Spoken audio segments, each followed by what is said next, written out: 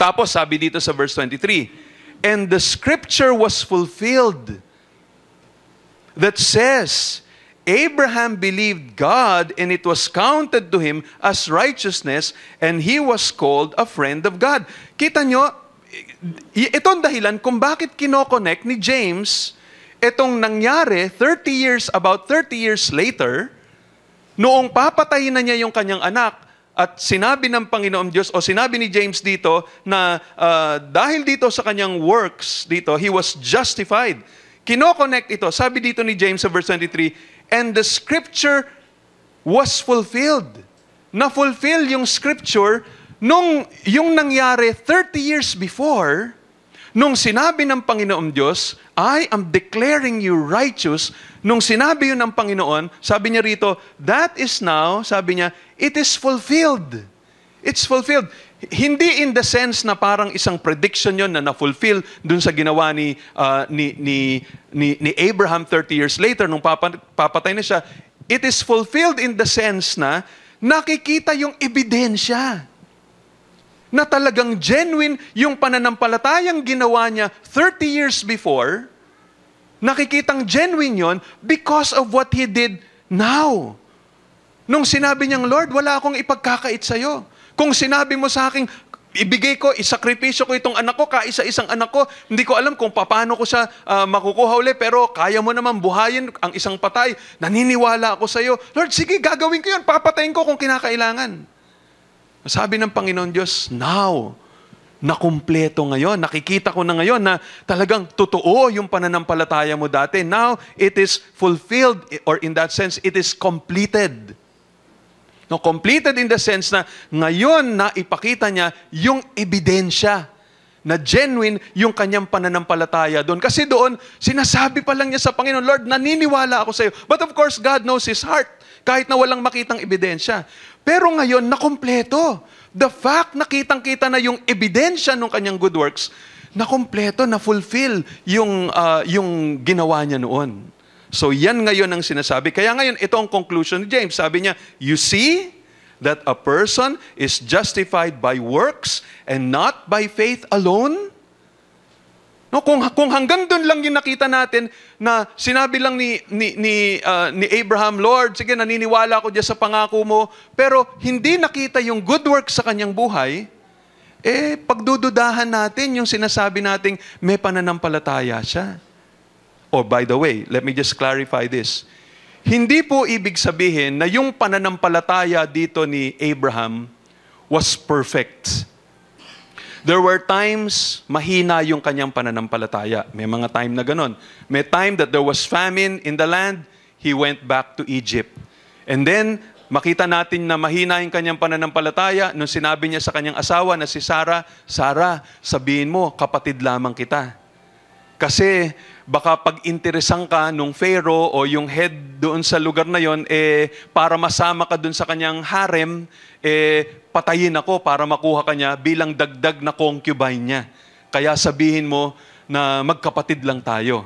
So makikita natin, merong mga instances na si Abraham, mahina yung kanyang pananampalataya.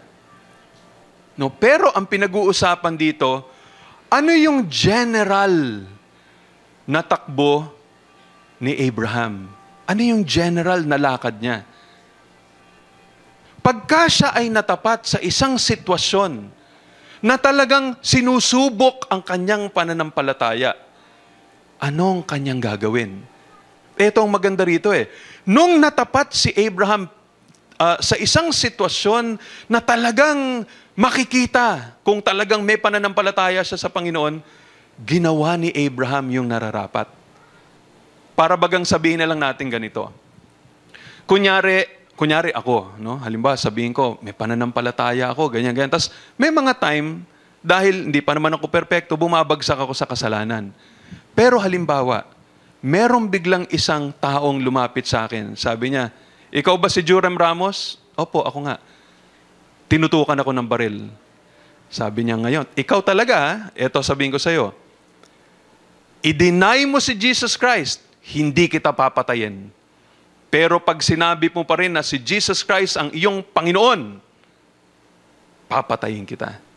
Now, yun ngayon ang isang sitwasyon na talagang, kumbaga, hinaharap ko para ma-prove ko sa Panginoon, Lord, nananampalataya talaga ako sa iyo kahit na mamatay na ako. Naniniwala pa rin ako sa aking pinaniwalaan noon na ikaw lamang ang tagapagligtas at wala nang iba. Na ako inaliligtas apart from good works. But only your sacrifice on the cross can save me. Sige, barilin mo na ako. Hindi ko tatalikuran ang Panginoon. Yun yung parang pinapakita rito sa sitwasyon na ito. Yung general at yung maraming mga works ni Abraham ay nagpo-prove na siya ay genuine na mananampalataya. Marami siyang good works to prove that. Although, as I said, paminsan-minsan siya ay bumabagsak. Pero generally speaking, yung takbo ng kanyang buhay is talagang nananampalataya siya. Okay? So, yan ang isang bagay na kailangan nating maintindihan. Now, so yun yung unang case, si Abraham. Ikalawang case, si Rahab, verse 25. Tingnan nyo, sabi dito ni James, and in the same way, was not Rahab the prostitute justified by works when she received the messengers and sent them out by another way? Diba? So kanina, binigay kong example si Abraham. Nakita natin yung time na sinabi ni Lord, o sige, Abraham, kung talagang mahal mo ko, bigay mo yung iyong anak. Patayin mo siya. So si Abraham, willing. So at that point, talagang napakita niya, genuine yung kanyang faith. Ngayon, sabi ni James, ganun din ang nangyari dito kay Rahab, the prostitute. So ito ang ikalawang illustration na ginagamit dito ni James. Now, it's interesting. Siguro ang tanong nyo, bakit kaya si Rahab yung kanyang pinili? I think ang ginagawa dito ni James, upang ipakita niya yung contrast between Abraham and Rahab. Kasi baka yung ibang mga tao sabihin, si Abraham, talaga namang malakas ang pananampalataya niyan. He is our respected and revered father of the faith. Talagang mahirap yan. Paano na lamang yung mga taong katulad ko? Ordinaryong tao lang ako. Hindi ko na magagawa yon. Siguro, hindi na ine-expect sa akin ng Panginoon na may good works ako, tulad nung kay Abraham. Kasi ordinaryong tao lang naman ako. Si Abraham, malaking tao yan, leader yan, mayaman yan, Hudyo yan, or ano yan, Hebrew yan. So, maaring magbigay sila ng paliwanag na gano'n. So, ngayon, si James, kumuha siya ng isang example para walang lusot ang sino man tao. I think yun ang kanilang ginawa. Tingnan niyo yung contrast, ano? Abraham was a man. Rahab was a woman. He was a revered patriarch. She was a redeemed prostitute. He was a noble Chaldean. She was a degraded Canaanite. He was a great leader. She was a common citizen. He was wealthy. She was poor. Ano nangyari rito? Ang ginagawa ngayon ni James, ginamit na niya kumbaga yung dalawang extreme na pwede niyang magamit na example upang lahat ay makabilang dito. Wala kang lusot. Hindi mo pwedeng sabihin, hindi naman ako singyaman kasi ni Abraham, hindi mo ako leader tulad ni Abraham. Sabihin mo, ako, ordinaryong tao lang ako. Ako, ganito lang kasi ako, ganyan lang ako. Sabi niya, si Rahab, ganyan lang namang klase siyang babae. O si Rahab, hindi naman siya ganitong klaseng tao. O tingnan ninyo, siya rin nagpakita ng pananampalataya na merong na manifested in good works. And so, yan ngayon, no? Maybe some of you are also wondering, bakit ba laging binabanggit si Rahab as the prostitute? Hindi upang bumaba ang pagtingin natin kay Rahab, kundi upang tumaas ang pagtingin natin sa kayamanan ng grasya at ng awa ng Panginoon. Kaya laging binabanggit yun. Kung pupunta kayo sa Hebrews, ganun din. Binanggit na naman si Rahab, the prostitute. No, para ipakita, kahit na ganyan pa yung buhay mo in the past, kahit na ano ka pa man noong nakaraan, talagang pwedeng baguhin ng Panginoon Diyos ang iyong buhay, pwede kanyang iligtas. Kaya may kita natin, si Rahab is listed along with Abraham in the list of men and women of faith in Hebrews chapter 11. She was even included in the human lineage of Jesus, being the great-grandmother of David. No, makita natin dito na sa genealogy ni Jesus Christ sa kanyang physical body, kasama dito si Rahab. Ngayon, yung kwento ni Rahab, makikita natin sa Joshua chapters 2 and 7.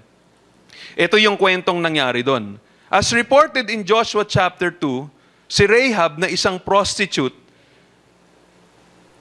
was probably also an innkeeper in Jericho. Doon sa syudad na yon, na aatakihin ng bansang Israel at ang pangako, ang sabi ng Panginoon, patayin nyo lahat ng nakatira dyan sa lugar na yan dahil inaabot na nila yung sukdulan ng kanilang mga kasalanan. Ngayon, itong babaeng ito na si Rahab, isang prostitute, may-ari siya ng isang bahay. No? She was an innkeeper. In other words, dito nagpupunta yung mga taong gustong magpahinga, gustong mag-overnight, dito nagpupunta sa kanyang bahay.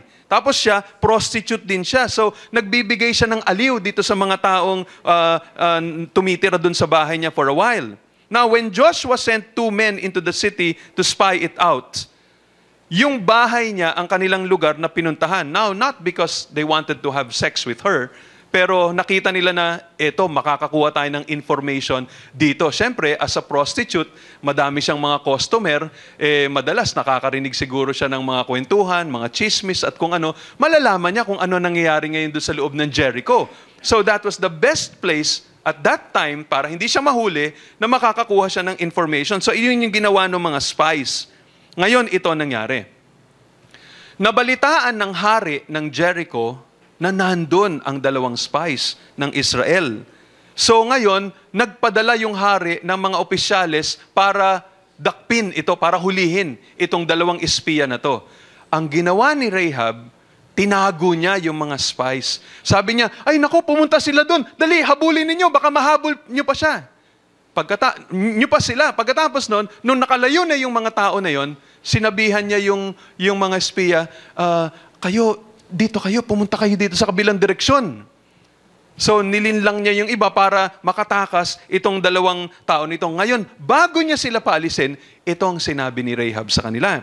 Sabi ng Joshua chapter 2 verses 9 to 11, sabi niya, I know that the Lord has given you the land. We have heard how the Lord dried up the water of the Red Sea before you when you came out of Egypt, and what you did to the 2 kings of the Amorites who were beyond the Jordan, to Sihon and Og, whom you devoted to destruction. And as soon as we heard it, our hearts melted, and there was no spirit left in any man because of you. Bakit daw? For the Lord your God, He is God in the heavens above and on the earth beneath.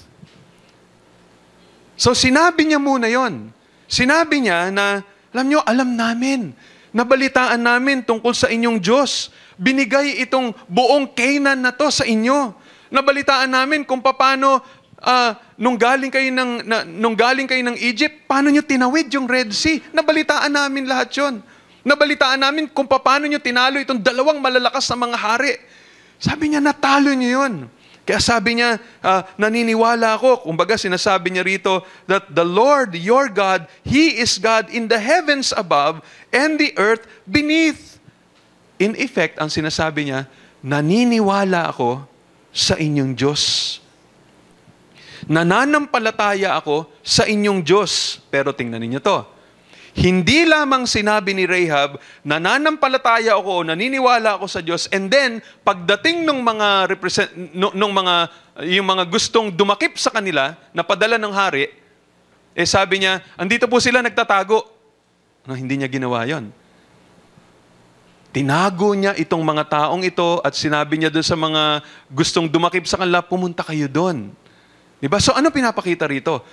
Kahit na alam niya na pag nalaman nung hari na siya ay nagsisinungaling, hindi lang siya yung patay, kundi buong pamilya niya.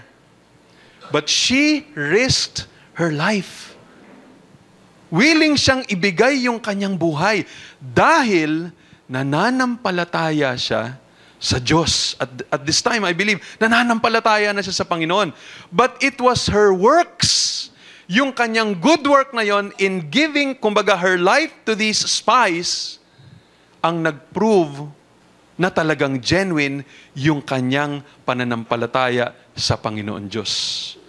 Kung pinabayaan niya lang yon at nadakip itong mga spies na to, lumalabas yung kanyang claim na naniniwala siya na iisa lang ang Diyos, lahat yan, dead faith, kasinungalingan. So nakita niyo ba ang pinapakita rito?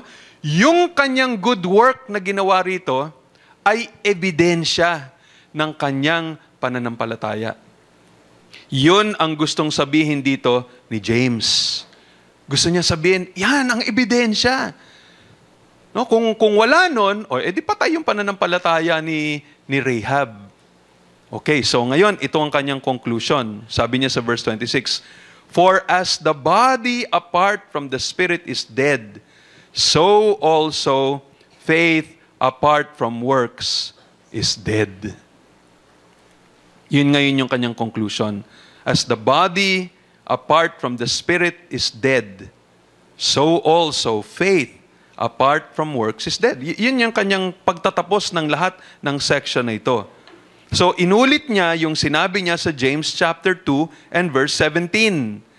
Ngayon, mapapansin niyo rito, gumamit siya ng isang simple na analogy para i-establish yung kanyang punto. At napakaganda itong ginamit niya na analogy rito o example dito. A dead body, isang patay na katawan, isang magandang o excellent na simbolo ng pananampalataya na walang works. Kasi di ba pag ikaw ay may nakitang katawan, hindi humihinga, hindi nagsasalita, hindi gumagalaw, ano sasabihin mo? Yan ay patay na katawan. May kukwento ko sa inyo. A few years ago, ako ay napunta ng Batak, Ilocos Norte. At napasyalan ko yung Marcos Mausoleum.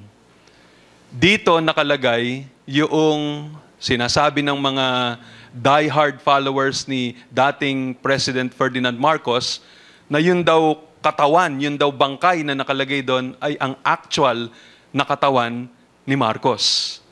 Nung nakita ko yon, nagdududa ako na yun yung talagang actual na katawan niya. Mukhang waxed corpse yung nandun. No? Hindi yung talagang katawan niya, kundi wax lang yon. Yung nakalagay doon. Pero anyway, for the sake of argument, sabihin na lang natin na yun yung talagang katawan ni dating Presidente Marcos. Humihinga ba? Hindi. Nagsasalita ba? Hindi. Gumagalaw ba? Hindi. Ano yun? Patay. Walang magagawa yun dun. Nakahiga lang yun dun. It's useless. Ano dapat dun? Dapat ilibing na yun. No? Na hindi na nakikita ng mga tao. Kumbaga, there's no need to preserve it. Kasi wala naman siyang magagawa in that sense. So ngayon, sabi ni James, so also, di ba, kung papanong ang isang katawan na ganun, na walang buhay at walang magagawa, walang maitutulong dito sa society na to, kumbaga, ganun din ang pananampalataya na walang gawa. Baliwala din siya. Patay siya. Wala siyang kabuluhan. Wala siyang matutulong. Niloloko mo lang ang sarili mo. Pagka sinasabi mo may pananampalataya ka na walang good works. And so yun yung punto na gustong ipakita rito ni James sa ating lahat. And with this, tapusin natin itong ating pag-aaral. Dapat talaga nating tanungin sa ating mga sarili, meron ba tayong tunay na pananampalataya? Katulad nga ng lagi kong, alam nyo, etong mga katotohanan ito, this is something na kahit ako napapaisip Siniisip ko, Lord,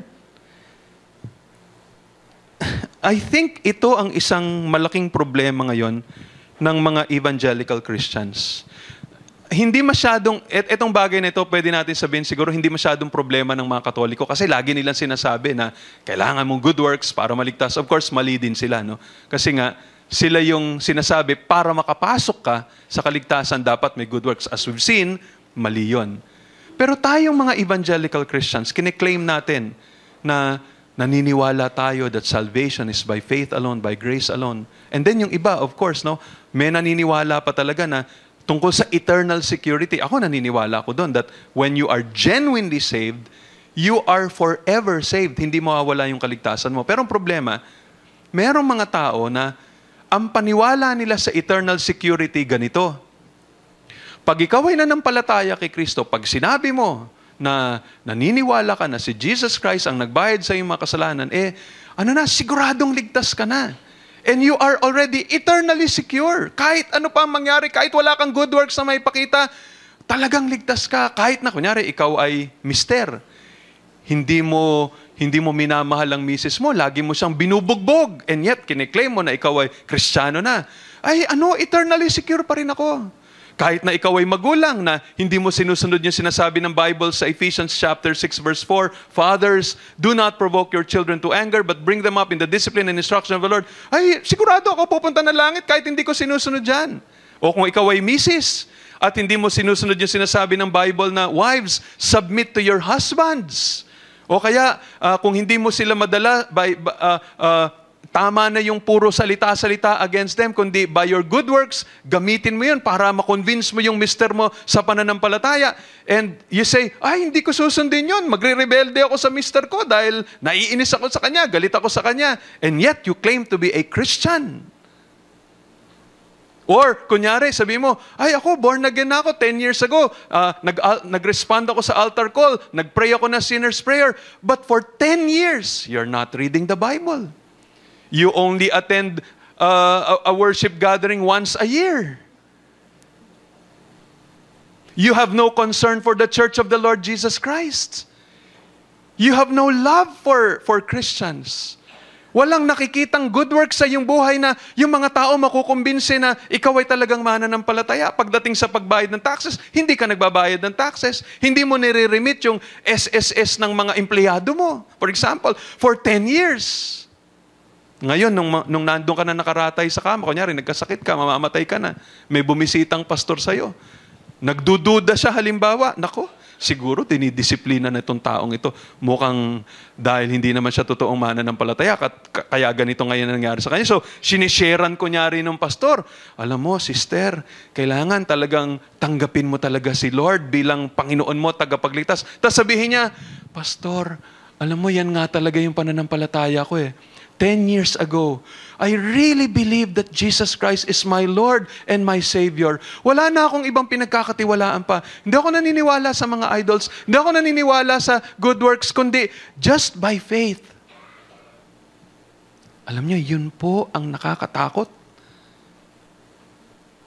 Nakikita niyo ba? Nakakatakot yun.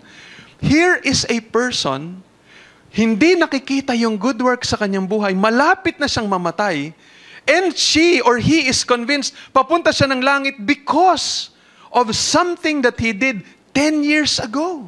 Because of a decision he did 10 years ago. Because he said, talagang nag-sinner's prayer ako. Naku, naglakad-lakad pa ako doon sa altar nung nagpatawag si pastor, nagtaas ako ng kamay, umiyak pa talaga ako. Pero yun lang ang kaya niyang sabihin. All he can talk about is ano yung kanyang desisyon na ginawa. Ano yung kanyang sinabi? Ano yung pinag-aagrihan niya na gospel facts? Pero yung kanyang buhay, hindi nakikita ang isang totoong mananampalataya.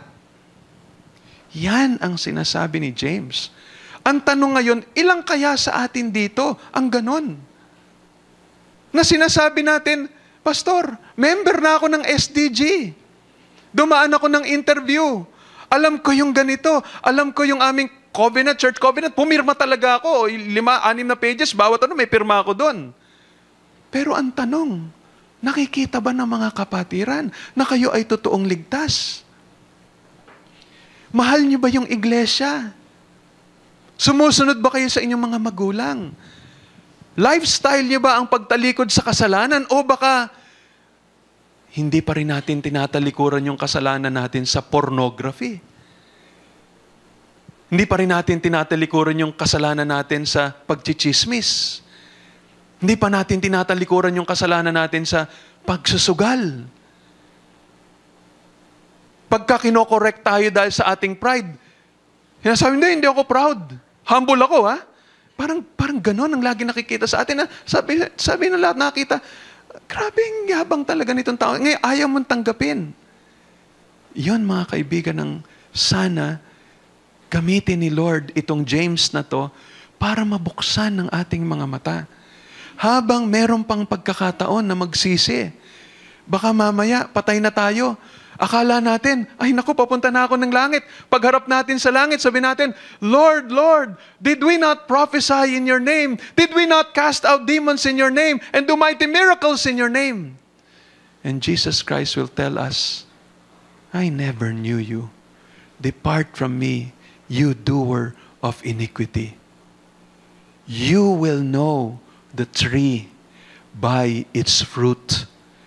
Because I do not see the good fruit in your life, you are not mine. You have no place in heaven. Sana mga kapatid, hindi ganon ang marinig natin sa Panginoon. Sana ang marinig natin ay ganito, Thou good and faithful servant of mine, enter into the joys of your master. Why? Because we have faith in the Lord, and yung faith natin sa Panginoon is manifested in faithfulness. Kaya nga yun nasabi ng Panginoon Thou good and faithful servant of mine, enter into the joys of your master. Pag wala kang genuine faith sa Panginoon, that includes trust, walang faithfulness in your life. Walang transformation, walang good works sa iyong buhay. And so, you have no place in heaven. I pray, sana po kausapin tayo ng Panginoon at makita natin itong sinasabi ni James, faith without works is dead.